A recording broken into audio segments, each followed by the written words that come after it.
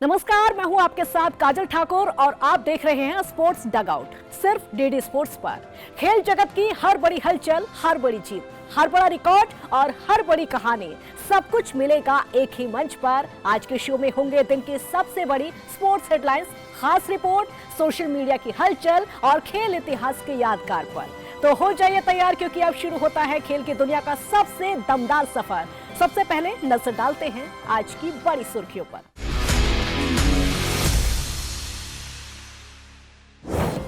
PM Modi ने Glasgow पदक विजेता भारतीय खिलाड़ियों से की मुलाकात। वसंत कुमार मेघवाल ने अंडर 20 वर्ल्ड चैंपियनशिप में जीता high jump silver.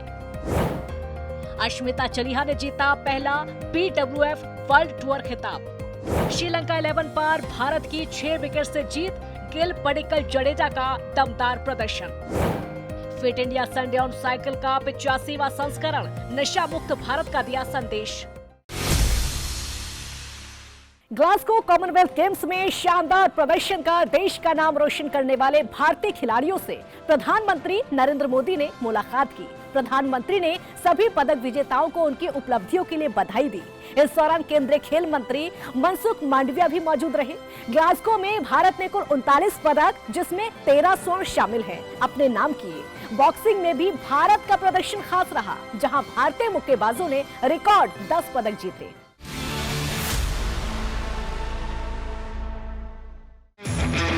2015 world military game थे और मेरी पाकिस्तान के साथ पहली फाइट आ गई थी। वो फाइट तो मैं जीत गया और फिर वो मेरे को बोला कि मतलब भाईजान, आपका नाम नरेंद्र है, आपके कोच का नाम नरेंद्र है, आपके प्रधानमंत्री का नाम नरेंद्र है, तो मुझे नरेंद्र नाम से नफरत हो गई है।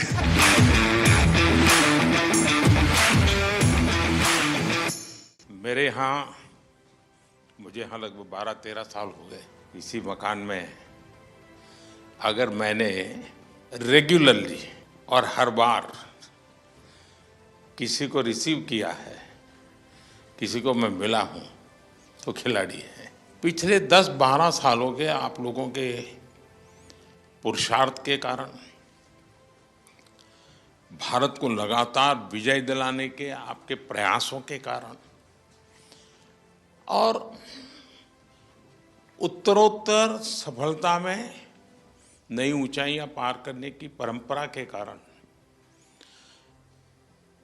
जो काम शायद हम स्कूलों में जाके कहें कि नहीं नहीं वे खेलना चाहिए, ये करना चाहिए, वो काम स्कूलों में जाकर के हम कर सकते थे, उससे ज़्यादा आपका मेडल उनको इंस्पायर करता है।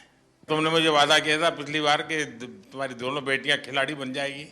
हाँ जी, अभी वे उम्र की छोटी है, अगले कॉमनवेल्थ में एक घर में 3 मेडल ला के दिखाएंगे। पक्का? जब मैं दौड़ रहा था, जब मेरा इवेंट था 29 को, तो उस दिन गुरु पूर्णिमा थी, तो उस दिन मेरे गुरु को मैंने एक गिफ्ट दे दिया।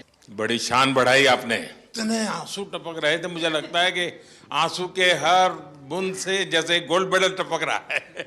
मैं बहुत ज़्यादा खुशी थी, इमोशनल भी थे उसी दिन, और खुशी ज़्यादा था। और मैं इसलिए रोई थी कि मेरा पेरिस ओलंपिक में मेरा 1 केजी में मेडल रह गई थी। बहुत मुश्किल से मैं ये 4 साल फेस किया था। तो वो सब जब पोडियम में जब मैं खड़ी थे सर, और हमारी जो फ्लैग ऊपर जाते हैं और हमारे नेशनल एंथम जब बजते हैं, तो सर हम रुक नहीं सकते सर, अपना आप आंसू निकलते हैं। वो बहुत बहुत बढ़िया। आपके इस अचीवमेंट को सिर्फ आपका अचीवमेंट मानता हूं, ऐसा नहीं है। ये आपका विजय आने वाली पीढ़ियों के लिए बहुत बड़ी प्रेरणा बन जाता है। सब डर रहे थे हमसे कि इंडिया के साथ फाइट आ गई, अब तो हम पहली फाइट ही हार जाएंगे, हमारा मेडल भी नहीं आएगा। यानी मान के चलते हैं। हाँ सर। क्या हुआ, वो रेस्टोरेंट वाले से झगड़ा कर रही थी? हम लोगों का तो इतना अच्छा परफॉर्मेंस था, लास्ट डे था और सब जीत के गए थे और पूरा इंडिया के लोग थे, तो थोड़ा सा मुझे बुरा लग रहा था। तो मैंने उनको अच्छे से बोला, रिक्वेस्ट किया था सर, फिर उन्होंने मान भी लिया। अभी चेंज भी हो गया सर। मैं सच बताता हूँ, ये वीडियो सामान्य नहीं है, आपका लंबे समय तक लोगों को याद रहे। अगर आप लोग खेलो इंडिया को की प्रतिष्ठा बढ़ाते हैं, और प्रतिष्ठा सिर्फ वहाँ जाकर के रिबन काटने से नहीं होगी, आप वैसे ही खेलेंगे जैसे एक छोटा विद्यार्थी, एक छोटा नौजवान, छोटा खिलाड़ी खेलता है। ये बहुत बड़ा कंट्रीब्यूशन करेगा, क्योंकि अभी तो हमें बहुत आगे जाना है, बहुत मेडल लाने हैं। करगिल विजय दिवस पर किसकी विजय हुई थी? उस दिन कारगिल डे था वैसे, और जिस दिन मैंने पाकिस्तान के साथ फाइट किया था सर, वो उस दिन का था। तो मैं एक इंडियन आर्मी से हूँ, तो मैंने उस दिन मैं पहले से बहुत वो था कि सर पाकिस्तान को हराना है। तो मैंने वो काम पाकिस्तान को एक तरफा मैंने 5-0 से हराया। तो मैंने हमारा इंडियन आर्मी का कारगिल हीरोज़ को मैंने डेडिकेट किया था सर। जिसको पराजित करना था उसी को किया आपने। वो पाकिस्तान की बात चल रही, मुझे किस्सा याद आ गया सर। 2015 वर्ल्ड मिलिट्री गेम थे और मेरी पाकिस्तान के साथ पहली फाइट आ गई थी। और वर्ल्ड मिलिट्री गेम थे तो मिलिट्री वाले का फ़ोन आया कि भाई पाकिस्तान से नहीं आना है। तो फिर मैं फर्स्ट राउंड 4-1 से जीत गया, सेकंड राउंड 3-2 से जीत गया, पर दोनों के सर लग गए आपस में, तो दोनों के लग गए कट। वो फाइट तो मैं जीत गया। उसके बाद फिर दोनों चले गए हॉस्पिटल में टाँके लगवाने के लिए। फिर 2014 में आप फर्स्ट टाइम प्रधानमंत्री जी बने थे, और जो हमारे साथ आर्मी का कोच गया हुआ था उसका नाम नरेंद्र राणा था।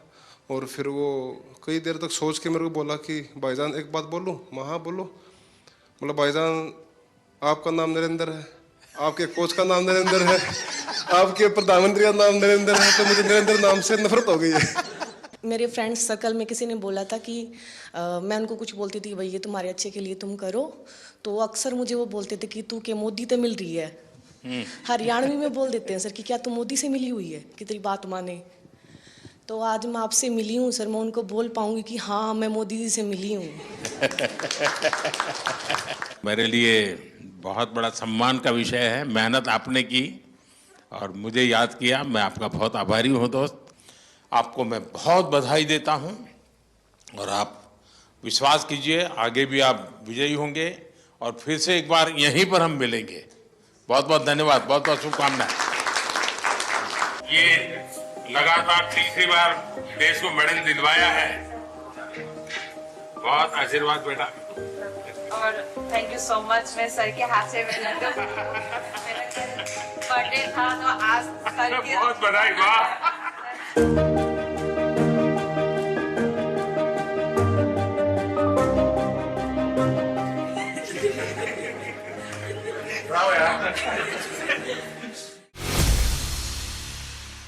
श्रीलंका के खिलाफ टेस्ट सीरीज से पहले टीम इंडिया ने अपने इकलौते वार्म अप मुकाबले में दमदार प्रदर्शन करते हुए श्रीलंका 11 को 6 विकेट से हरा दिया।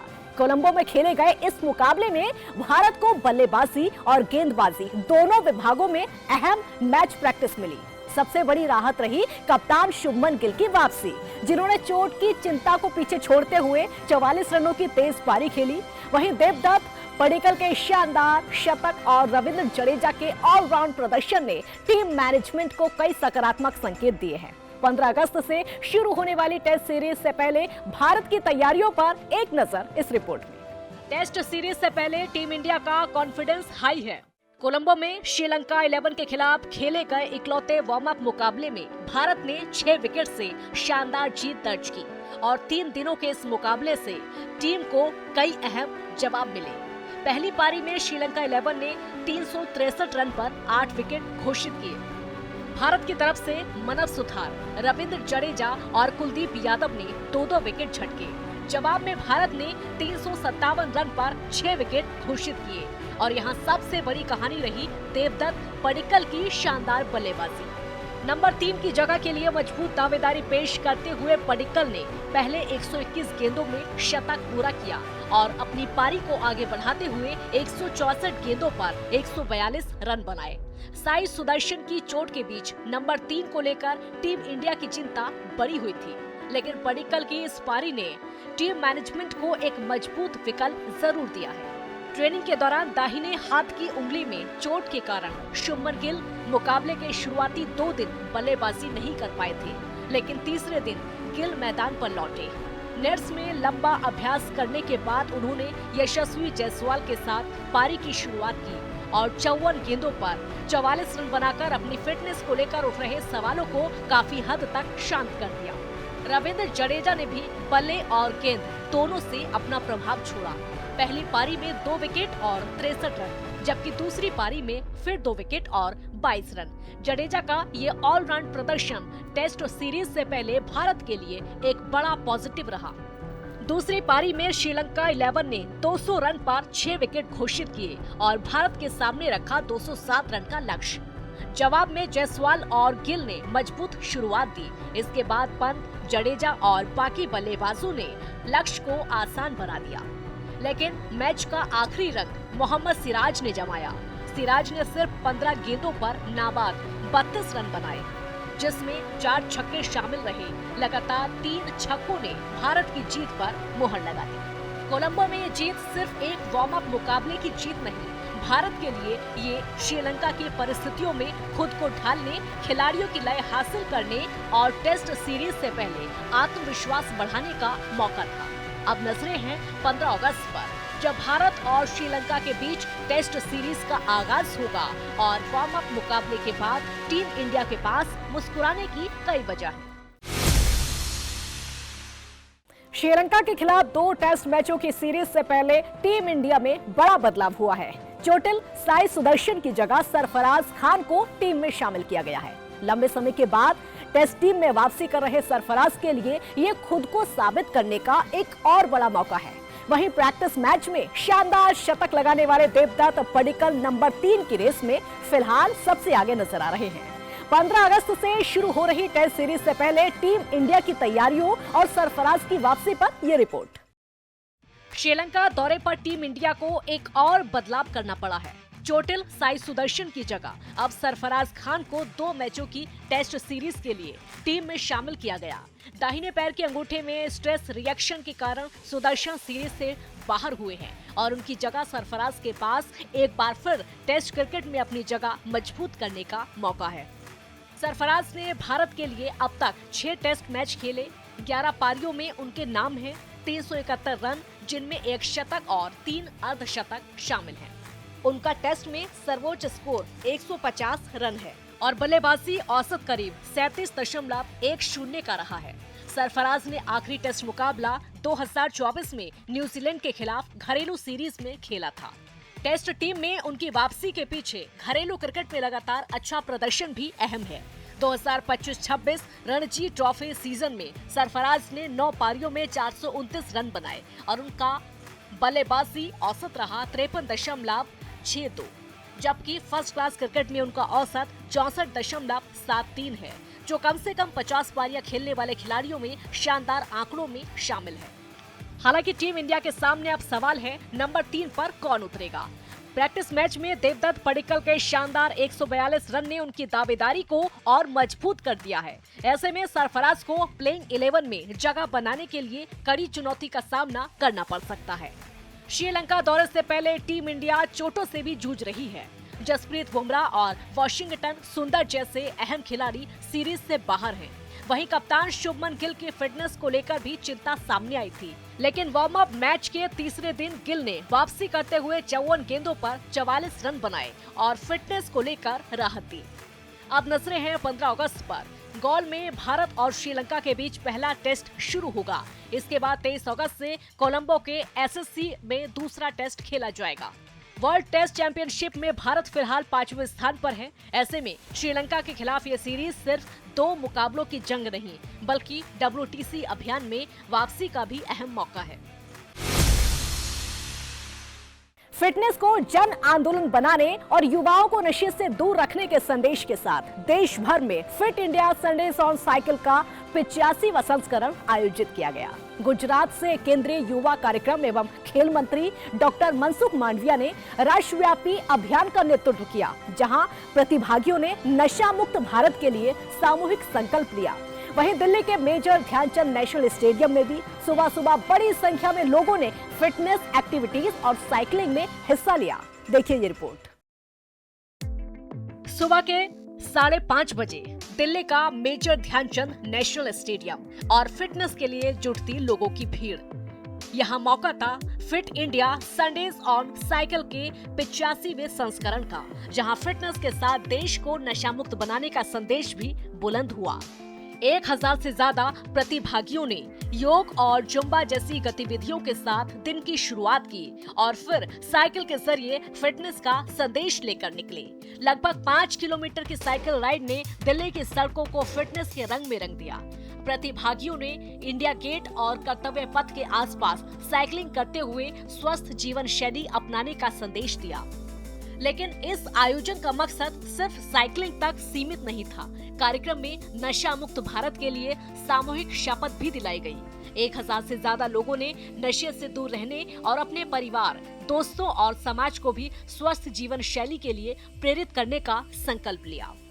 यानी संदेश साफ था, फिटनेस को अपनाइए, नशे को नहीं। इसी सोच को मजबूत करने के लिए कार्यक्रम में योग, Zumba, badminton, tug of war और ऑब्स्टेकल रेस जैसी गतिविधियां भी आयोजित की गई।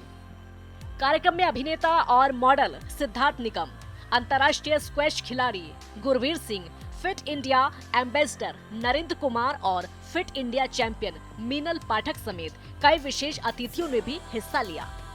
देश भर में एक साथ आयोजित हो रहा fit India Sundays on cycle fitness को रोजमर्रा की जिंदगी का हिस्सा बनाने और युवाओं को नशे से दूर रखने की दिशा में एक मजबूत पहल है। दिल्ली से संदेश यही, से यस टू फिटनेस, से नो टू ड्रग्स। आज के सोशल मीडिया बज़ में बात टीम इंडिया की जीत के बाद सोशल मीडिया पर छाया जीत का जश्न। बीसीसीआई ने शेयर किया एक खास वीडियो जिसमें नजर आ रहे हैं टीम इंडिया के batting coach Sitanshu Kotak. SSC 11 के खिलाफ शानदार वार्म अप जीत के बाद कोटक ने टीम के प्रदर्शन को किया रैप अप और कहा ये मुकाबला टीम के लिए काफी प्रोडक्टिव रहा।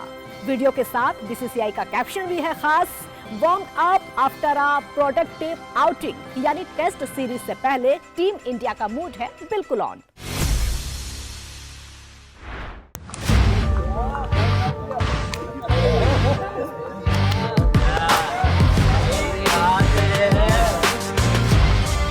I think it was very good, very productive, because if we practice 4 more days, I don't think it'll be as good as the practice match, because bowlers bowled with good intensity, I think batters batted, and we actually tried that everyone, even bowlers get to bat, and all the bowlers get enough loading, what is required. So it's been very good. I would say Gurnur and Siraj hitting sixes, 4-3, 3-4, 6s. No. I think Devdutt batted really well. The way Gurnur also bowled, and our fast bowlers put a lot of effort on the wicket where there was nothing. All the pacers put a lot of effort. I think it was all in all a very good practice. But for me, Devdutt's inning also was really good. अब चलिए रुक करते हैं हमारे खास segment on this day की ओर, जहां हम आपको खेल इतिहास के उस सुनहरे पन्ने पर लेकर चलते हैं जिसने अपने आप में एक यादगार अध्याय दर्ज किया। 10 अगस्त 1983 एथलेटिक्स की दुनिया में इस तारीख ने एक ऐतिहासिक अध्याय दर्ज किया। फिनलैंड के हेलसिंकी में आयोजित पहले वर्ल्ड एथलेटिक्स चैंपियनशिप में अमेरिका के महान एथलीट कार्ल लुइस ने पुरुषों की लॉन्ग जंप में स्वर्ण पदक अपने नाम किया। लुइस ने 8.55 मीटर की शानदार छलांग लगाकर खिताब जीता। खास बात ये रही कि इससे 2 दिन पहले ही उन्होंने 100 मीटर में भी गोल्ड हासिल किया था। इसके बाद उन्होंने अमेरिकी रिले टीम के साथ भी स्वर्ण पदक जीता और प्रतियोगिता में 3 गोल्ड अपने नाम किए। हेलसिंकी की यह सफलता उनके महान करियर की शुरुआत थी। आगे चलकर 1984 लॉस एंजलिस ओलंपिक में उनके ऐतिहासिक 4 स्वर्ण पदकों की नींव रखी। तो ये था हमारा आज का ऑन दिस डे सेगमेंट। अब बारी है हमारे स्पेशल सेगमेंट स्पोर्ट्स स्टेप की, जहां हम आपको दिखाएंगे देश और दुनिया भर की खेल से जुड़ी टॉप बड़ी खबरें, वो भी तेज रफ्तार में। तो पेश है आज की टॉप स्पोर्ट्स न्यूज, दुनिया भर के हर खेल से रफ्तार के साथ।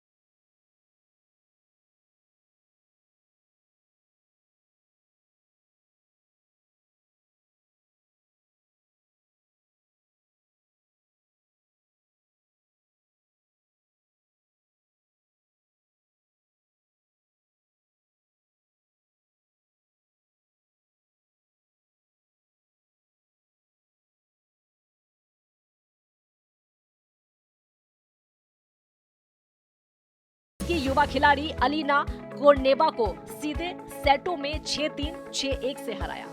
गोल्फ 2023 के बाद पहली बार कनाडा ओपन में अंतिम 8 में पहुंची है। मॉन्ट्रियल मास्टर्स में डिफेंडिंग चैंपियन बेन शेल्टन का शानदार अभियान जारी है।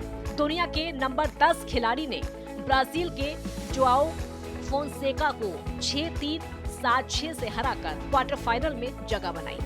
शेल्टन ने टूर्नामेंट में अब तक एक भी सेट नहीं गंवाया और कनाडा में लगातार 9वीं जीत दर्ज की। मुकाबले में फोंसेका ने दोनों सेटों में चुनौती पेश की, लेकिन शेल्टन ने अहम मौकों पर दबाव बनाए रखा।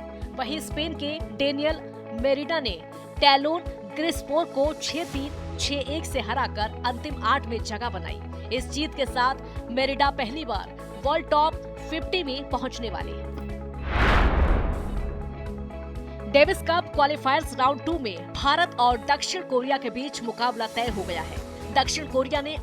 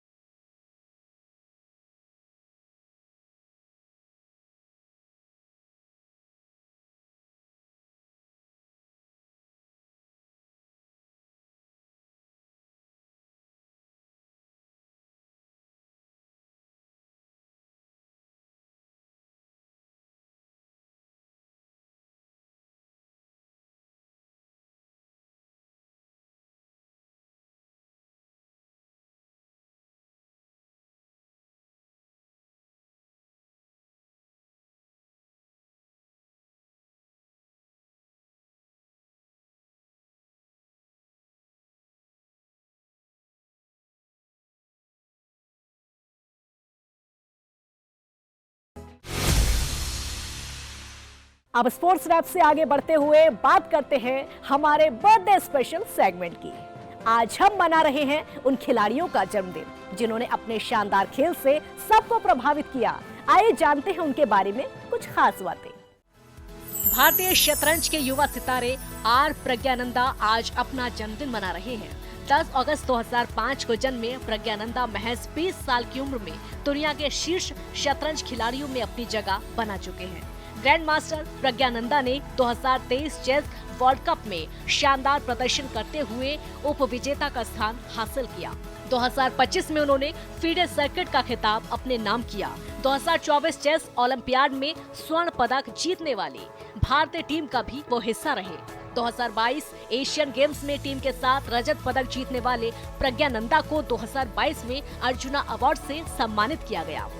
2026 में नॉर्वे चेस और Saint Louis rapid and blitz की खिताबी जीत ने उनकी उपलब्धियों में एक और अध्याय जोड़ दिया।